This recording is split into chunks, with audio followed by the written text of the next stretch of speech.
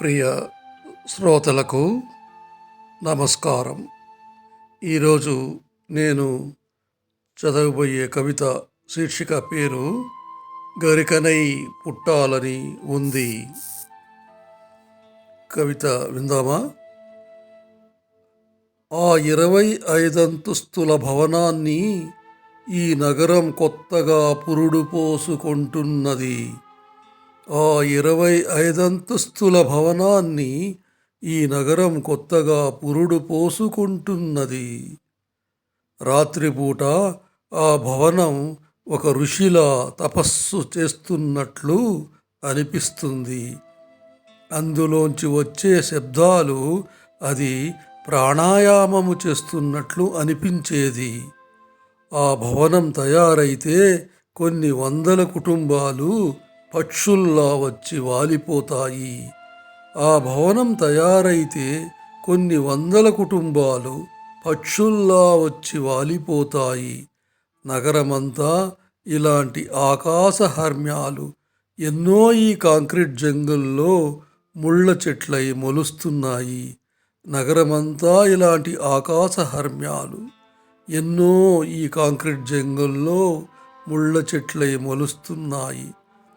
ఈ భవనం రాకముందు అక్కడ పచ్చని చెట్లు తలలూపుతూ నృత్యం చేసేవి.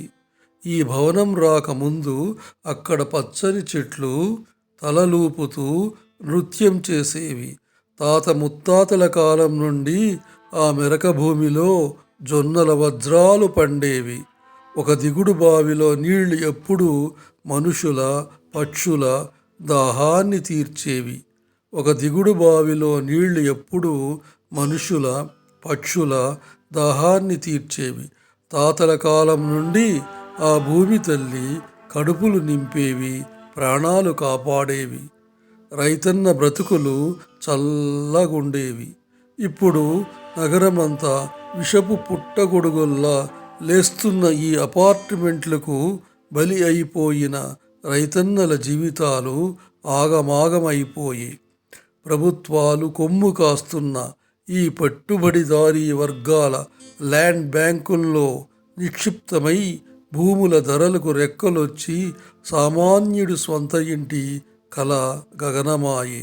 నాకిప్పుడు ఈ నగరం వదిలి ఎక్కడికైనా పారిపోవాలనిపిస్తోంది. నాకిప్పుడు ఈ నగరం వదిలి ఎక్కడికైనా పారిపోవాలని ఇస్తోంది. పచ్చదనం పరచుకున్న అమ్మలాంటి మా పల్లెఒడిలో సేదదీరాలని ఉంది. పచ్చదనం పరచుకున్న అమ్మలాంటి మా పల్లెఒడిలో సేదదీరాలని ఉంది. నేను మళ్ళీ మా నేల తల్లి మీద గరికనై పుట్టాలని ఉంది. నేను మళ్ళీ మా నేల తల్లి మీద గరికనై పుట్టాలని ఉంది. కవిత విన్నారు కదా? గరికనై పుట్టాలని ఉంది నాకు. ఎందుకంటే ఈ యొక్క పట్టణాల్లో, సిటీల్లో విపరీతమైనటువంటి ఆకాశహర్మ్యాలు నిర్మించేసి కాంక్రీట్ జంగిల్ తయారు చేస్తున్నారు. పచ్చదనం హరించుకుపోతోంది అని ఈ ఆవేదనతో ఈ కవిత రాశాను. ఈ కవిత మీకు నచ్చినట్లయితే 10 మందికి షేర్ చేయండి. అలాగే నా వారణాసి యూట్యూబ్ ఛానల్ని సబ్స్క్రైబ్ చేసుకొని లైక్ చేసి ఈ 10 మందికి చేరవేస్తారని నేను ఆశిస్తున్నాను. కవితలు విందాము, ప్రతిరోజు కవిత ఒకటి రాద్దాము. కవితను, తెలుగు భాషను రక్షించుకుందాము. తెలుగు భాషను గొప్పతనాన్ని తెలుసుకుందాం. స్వస్తి.